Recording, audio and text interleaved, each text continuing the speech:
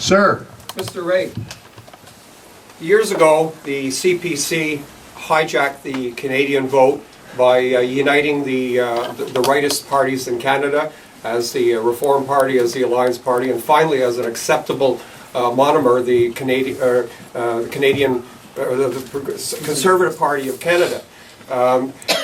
What I see as a problem in Canada is that there's just too many local interest parties, in particular the Bloc Québécois, representing only the values of the Quebec vote, the Liberal Party, which represents all of Canada, and the Conservative Party, which pretends to express the concerns of all Canadians.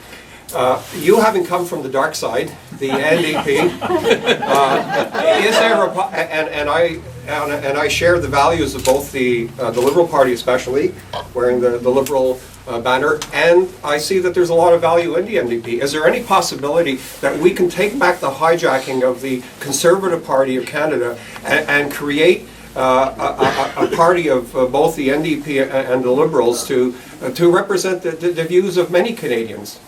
Well, look, I mean, we're 2 weeks away from an election, and not now. But that's what I'm saying. So, I mean, I'm not avoiding your question. Well, in a way, I am, because what I'm saying is that it seems to me the thing we have to focus on over the next 2 weeks is this election campaign.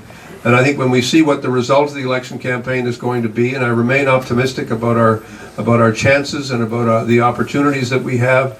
I think we'll all then be able to assess what the political landscape is and what needs to be done. All I would say to you is, I think we're realizing as Canadians that there's always room for imagination, and there's always room for courage, and there's always room for leadership, and I think we'll all be reflecting on that as we go forward. So yes, ma'am. What are we going to do about the educational status with the higher tuition costs to be able to bring doctors back into this city and back into this country? What we're doing, and I think it's a very sensible proposal from Mr. Ignatieff, is doing two things. One is on the educational costs for everybody. We're saying we want to give every student in high school what we call a learning passport, which is basically your RESP bank account starting in grade 9. You're going to get $1,000, and it's going to go to you. It's going to be for every kid age 14, and if you're low income, it's going to be $1,500. And so what we think that will do is concentrate the minds of those kids to say, yeah, if I stay in school, I'm going to get this much help for the tuition that I'm going to be paying. I'm going to be getting that kind of assistance. I think it's a terrific program. And I think it's very much one that should make people think about the value that we as a party are putting on education and higher education. The proposal that Mr. Ignatieff has made with respect to medical students is to say we will give you a whacking big credit for your student loan if you agree to practice medicine for a period of time in an area where which is an area that's designated as being one of higher need.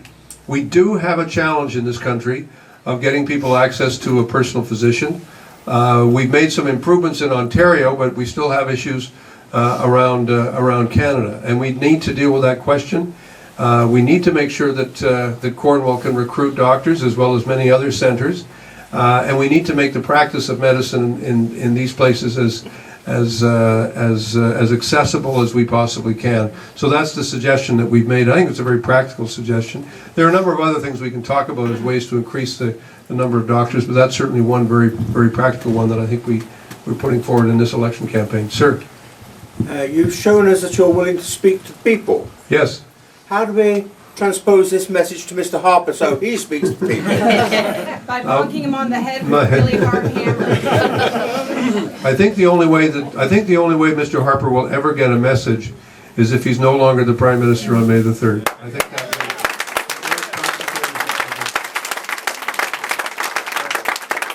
I wonder if you could tell us a little bit about the Liberal platform for improving employment opportunities, especially for the 20-year-olds. From a selfish point of view, I've got two girls, daughters in the late 20s, both well educated. I'm biased, but I think they're bright and capable. And they're working in retail because the professional jobs and university type jobs just aren't there for them right now. Well, what we've suggested in this campaign is we need to create an employment tax credit for small business employers that will encourage them to give younger people their first job. Where this has been tried in the U.S. and in Europe, it's been quite successful. In fact, we've also tried it in Canada. A number of experiments have been made. We had one in Ontario that was very successful, the so-called Jobs Ontario program, which did a lot to encourage employers directly to say, look, if you do this, we will do this. And I think that's increasingly the sense that we have to have as governments. That what we're seeing, Mr. Harper talks a good game. He says he's a low-tax guy, but in fact, he's raised the cost of employment insurance. So both employees and employers are paying more for payroll. And somehow we have to give, and payroll taxes are job-killing taxes. They're taxes that directly discourage people from hiring people, because it means that every time you hire a person, you have to pay higher tax. So what we're saying is we're going to change that dynamic by saying we want to move up an employment tax credit so people will be able to get hired and employers will get a benefit as a direct result. Way at the back, sir. Quel est le meilleur argument à donner aux membres du NPD pour voter libéral? Dans ce comté, il faut le prendre comté par comté. D'abord, il faut avoir une discussion respectueuse. Si on dit que vous gaspillez votre vote, eh bien, les gens ne vont pas apprécier l'argument.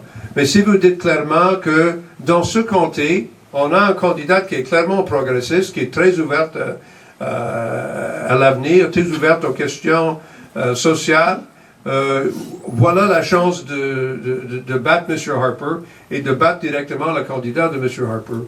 Alors voilà l'argument qu'il faut faire, parce que ce n'est pas le moment de diviser le vote contre M. Harper dans le comté comme celui-ci. C'est le moment d'insister sur la nécessité de travailler, non seulement avec les gens du NPD, mais les gens du Parti vert aussi, pour dire directement, voilà les choses qu'on va faire.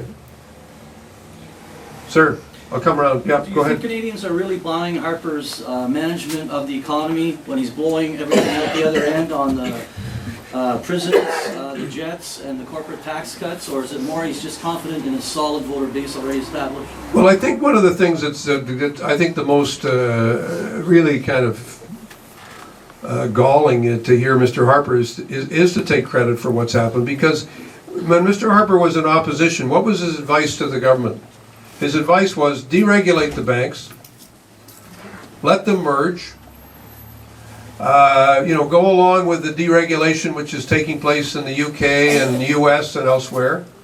And that's how you build a more competitive economy. And Mr. Chrétien and Mr. Martin said, look, we've spent 100 years building up a strong banking system in this country. We're not going to go down that road. And we're going to maintain a strong banking system in this country, and one that's financially solid.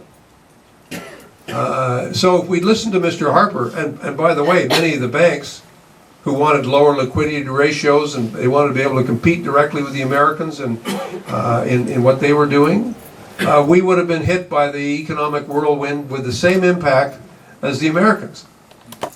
So that's the first thing. The second thing is Mr. Harper, when he brought in his first economic statement after the 2008 election, he said there wasn't going to be a recession in Canada.